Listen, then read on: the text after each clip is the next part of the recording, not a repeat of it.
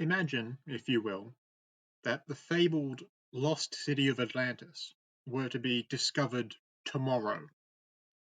I contend that no matter how much initial excitement, both within academic fields and among lay people, and immediate media hype it may generate, the fact of its existence would nevertheless very quickly fade into mundanity and relative disinterest.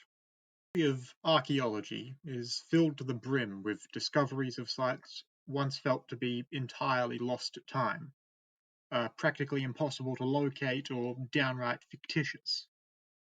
Take, for example, the volcanically buried cities of Pompeii and Herculaneum, both rediscovered proper by 1738, and both each once believed to be part of mere fiction, that the stories of those cities being swallowed up by the earth overnight, as relayed by Pliny the Younger, were simply part of a parable.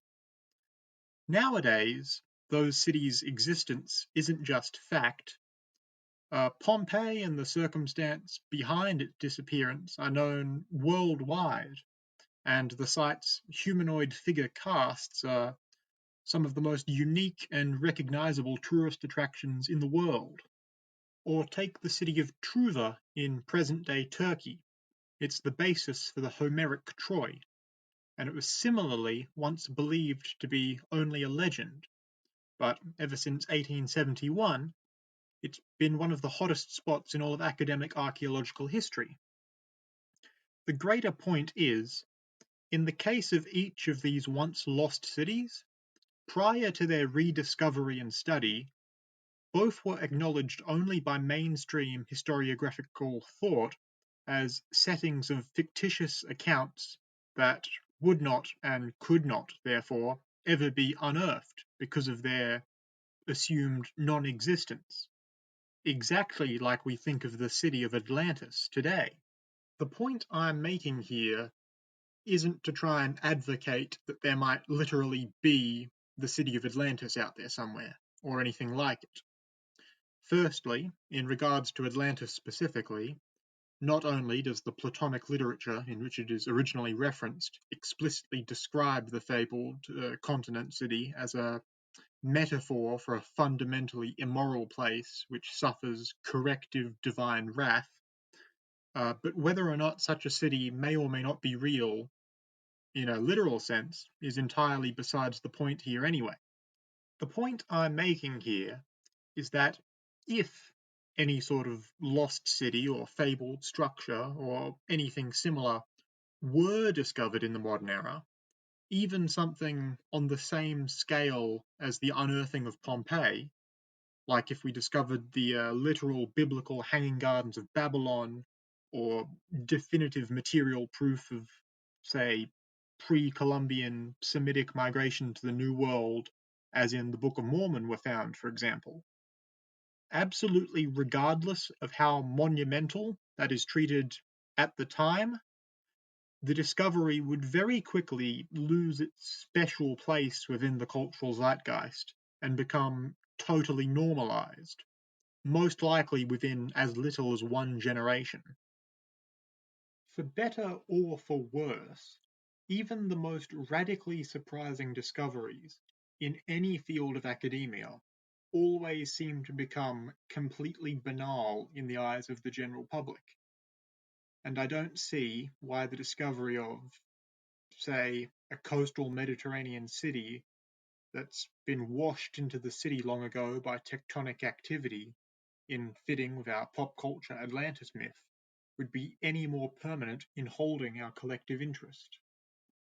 Were such a place discovered even literally tomorrow, then we would be teaching it as a fact in high school history classes the world over, just as we teach introductory studies of Pompeii today, and we'd soon collectively forget how much of a breakthrough of historiography it might have genuinely felt like at the time. And there are a few further ideas that can be drawn from this observation. Primarily, it's that our present understanding of the world's historical timeline may seem concrete, but it would be easy to suggest that at any moment we could discover something as revealing as the excavation of Pompeii. More importantly, especially those of us within scholarly spheres, need to remember that while we might often think our current knowledge is, if not open quote, complete, at least reliably informed about the nature of the world, and to think that we're beyond any new major discoveries is just plain hubris. And when we do inevitably discover something which overturns our pre existing notions, we'll merely continue teaching the subject now as if we've always held this new, updated knowledge. This sort of slightly cynical commentary on the human tendency towards end of history thinking isn't exactly a new or even particularly profound thought. Very far from it, in fact.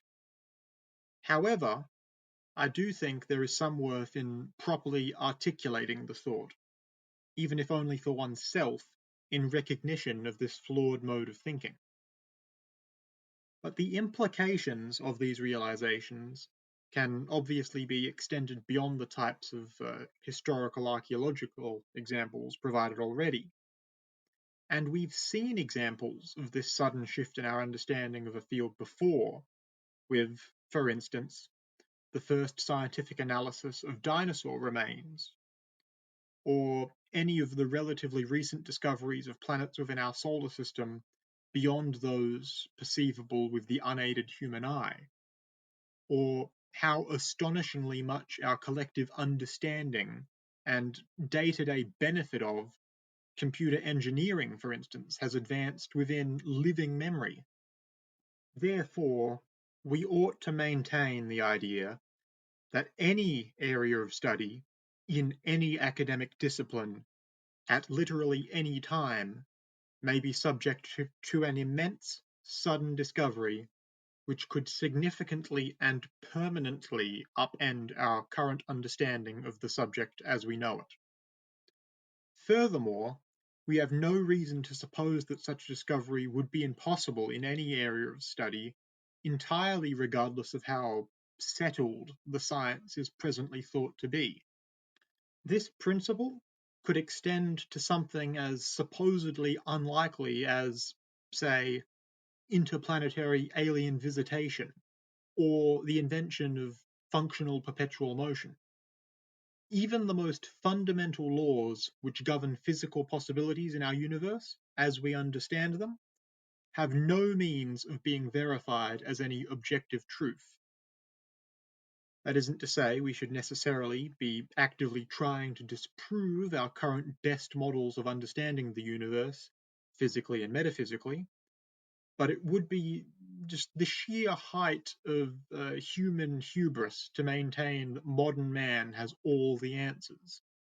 As much as internalizing this thinking might seem to some pessimistic, on the flip side of this argument would be the notion that this is all the more reason to not stop searching for the Atlantises of the world, by which I don't mean to literally advocate for the attempted discovery and excavation of any potential lost underwater cities necessarily, but rather just keeping in mind the idea that any person, even by sheer happenstance or accident, could discover some aspect of the universe so unknown to modern thought that its detection might significantly change entire scholarly fields for forever, overnight.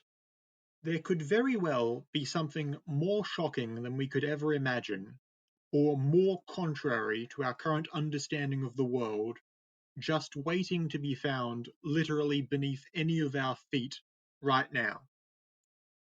But the only fact I would be sure of thereafter is that no matter how groundbreaking that next big discovery is, no matter how much it may functionally change our lives, it will quite quickly become just another part of the known humdrum universe. With that being said, thank you for your attention. My name's Card. This has been Card Posting. Goodbye for now, and have a lovely day.